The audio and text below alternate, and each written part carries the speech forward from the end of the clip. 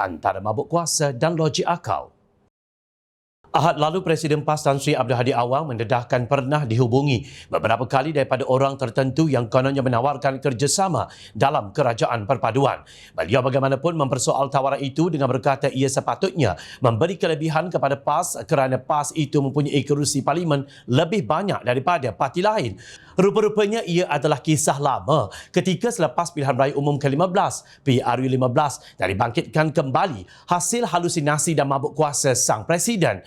Ahli Majlis Kerja Tertinggi UMNO Datuk Abdul Rahman Dahlan menyifatkan kenyataan Abdul Hadi berhubung tawaran untuk parti itu menyertai kerajaan perpaduan sebagai mainan politik. Ujar beliau perkara yang sudah berlalu dan telah pun ditolak sendiri oleh PAS tidak perlu dibangkitkan semula. Pada pandangan saya, kalau diikutkan kenyataan awal yang melibatkan Lim Kit Siang itu, saya pasti itu adalah ketika awal penubuhan kerajaan perpaduan. Itu adalah nasihat dan titah yang di-Pertuan Agong. Jadi kita minta semua orang untuk bersama-sama, tetapi mereka, iaitu Perikatan Nasional, tidak mahu. Jadi benda yang dah berlalu dan ditolak oleh PAS, buat apa nak dibangkitkan semula? Sekarang ini hakikat yang Abdul Hadi keluarkan kenyataan seperti itu. Apa sebenarnya motif dia? Bukan bertujuan untuk menyatu padukan pada pandangan saya, katanya kepada Sinar Harian. Dalam pada itu, Ahli Majlis Kerja Tertinggi MKT UMNO Isham Jalil menyifatkan tindakan Abdul Hadi dipercayai susulan tidak tahan menjadi pembangkang dan takut dengan beberapa kes berkaitan pemimpin-pemimpin PN itu telah dibuka. Perdana Menteri Datuk Seri Anwar Ibrahim sendiri turut menafikan dakwaan bahawa ada wakil daripada kerajaan menawarkan PAS untuk bekerjasama dalam kerajaan perpaduan. Ujar Hisham, sebelum ini beliau telah mencadangkan supaya Barisan Nasional BN bergerak sebagai pembangkang selepas PRU15 dan membiarkan PN membentuk kerajaan bersama PH. Ketika itu saya cadangkan kita Barisan Nasional jadi pembangkang bila mereka yakni PN sombong dan tolak untuk membentuk kerajaan. BN pula kena bentuk kerajaan dengan PH dan kita akur titah yang di-Pertuan Agong. Sebabnya jika tidak ada kerajaan yang dapat dibentuk dan keadaan politik dan ekonomi akan jadi lebih teruk. Kini tiba-tiba Abdul Hadi minat ingin masuk kerajaan pula. Mungkin mereka tidak tahan jadi pembangkang dan takut kes-kes mereka dibuka dan menjadi kluster mahkamah, ujarnya.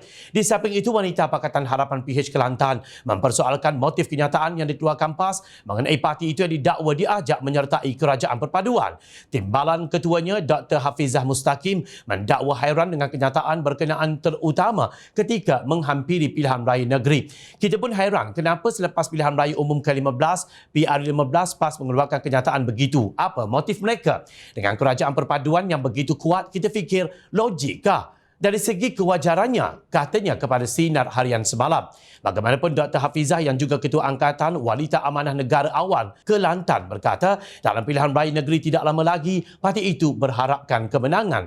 Kita pun nak kena sahihkan adakah betul kenyataan berkenaan. Kalau fikir secara nyata, ia seperti tidak logik, katanya. Dr. Hafizah tidak menafikan PAS merupakan pembangkang yang kuat, tetapi kenyataan itu mungkin membawa persoalan kepada rakan parti PAS. Apa kata rakan-rakan dalam Perikatan Nasional? Banyak persoalan yang timbul.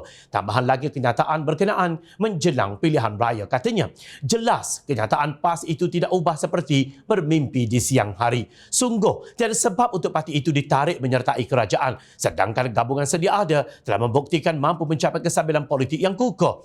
Bila duduk di tempat pembangkang, memanglah satu keadaan yang kita tak sanggup untuk hadapi. Samalah keadaannya ketika perpecahan kerajaan Pakatan Harapan PH dan ketika PH dipaksa menjadi pembangkang melalui tebuk atap atau langkah Sheraton.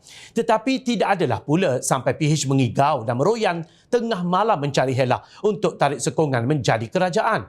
Kepada PAS, tolonglah bersikap lebih terbuka dan lebih matang dengan membenarkan kerajaan pimpinan Datuk Seri Anwar Ibrahim berperanan sehingga tempoh penggal berakhir.